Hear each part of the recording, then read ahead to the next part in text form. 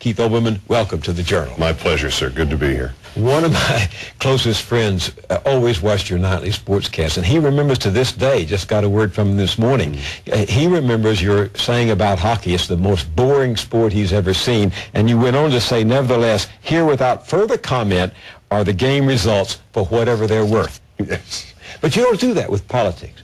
You don't just give the scores. You have some strong things to say about politics.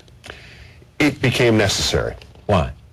I was sitting on a plane in Los Angeles reading in the August of 2006 about Don Rumsfeld talking to the veterans and talking about how everyone who was in opposition to the Iraq war policy, the so-called war on terror, even to some degree the Bush administration, was the equivalent in his mind to the Nazi appeasers of 1930s, and he went on at length about how, here's the we're doing the Churchillian role, and I thought, sir, I took history classes. Your group is not Churchill, your group is Neville Chamberlain, because Neville Chamberlain minimized and marginalized anybody who disagreed with him. So reading this ridiculous remark and waiting to see somebody respond to it, and no one did. I'm thinking, well, somebody with a platform ought to be talking about this. Somebody with an avenue to respond should be.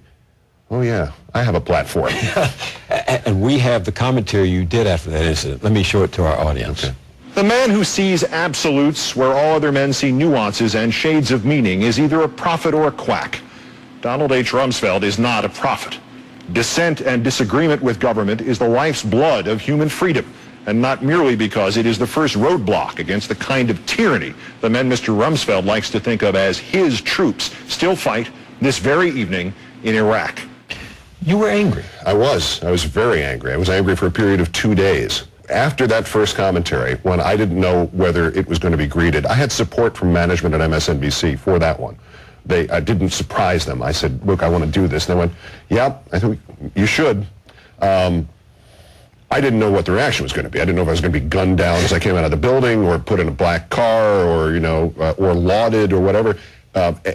People, for the most part, were ecstatic about this, and our ratings went up immediately, and the reaction from management was, can we do one every night?